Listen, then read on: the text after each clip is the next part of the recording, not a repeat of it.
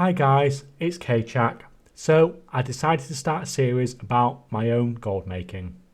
Now originally when I started on YouTube I didn't have any intention on ever doing anything like this, but more people than I thought have showed sort of interest in sort of the gold making I do, as I do get up to quite a few different things compared to other gold makers, so I do have a slightly different perspective, so I did think I'd give it a go.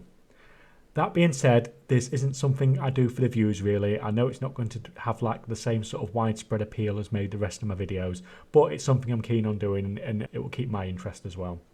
Is it possible you could learn something from these videos? So no doubt there will be things to pick up, but because of the way I'm set up, which I'm going to go through in a minute, many of the things I do are simply just not repeatable by the vast majority of the player base, even if you do have 100 million gold, and that's just because of the way I'm set up across so many servers.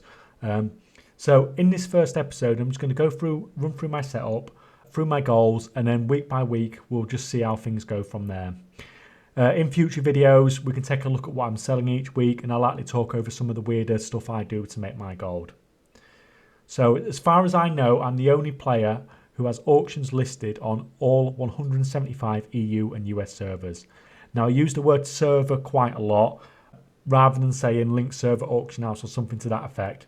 So all linked servers have one auction house. For example, Area 52 on EU is linked to Senjin and Ungoro, but I only have auctions listed on Area 52. So I don't actually have characters on every single server. In fact, there's many more than 175 servers, but there is only 175 auction houses, and I am on every single one of those.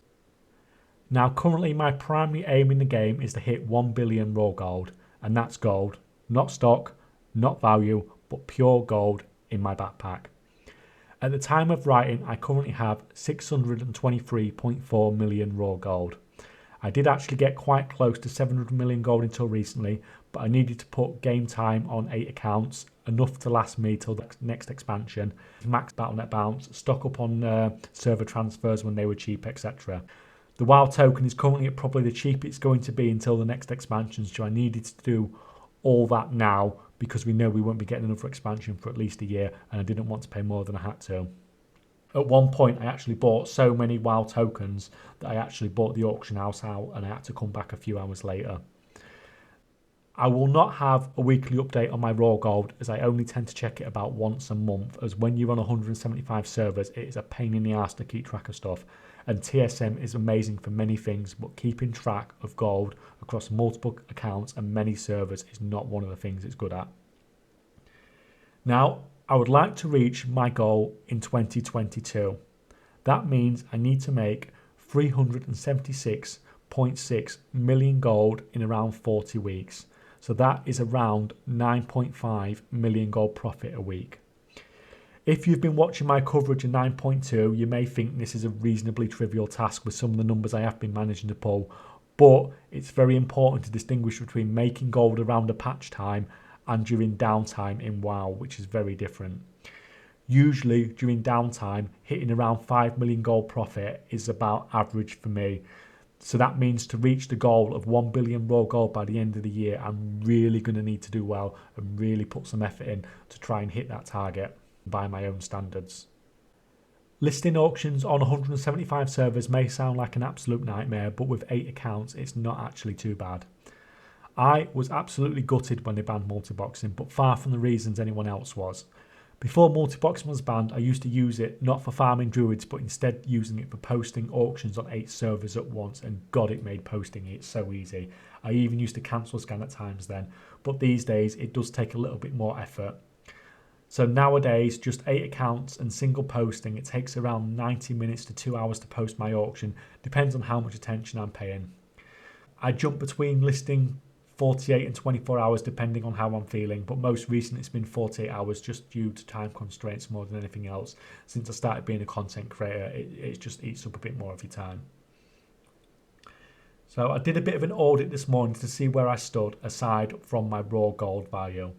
Now I'm going to talk to you about values a little bit here, so I best define what I mean by value. If you've seen all of my content, you know that I do really mess around with TSM region-wide values, and I do not like to use them as a basis for valuation. So this is the Rustmore Mace.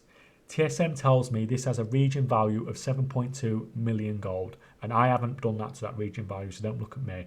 But I value this at around 30,000 gold because that's what I sell it for, and that's what I've managed to sell it for many, many times.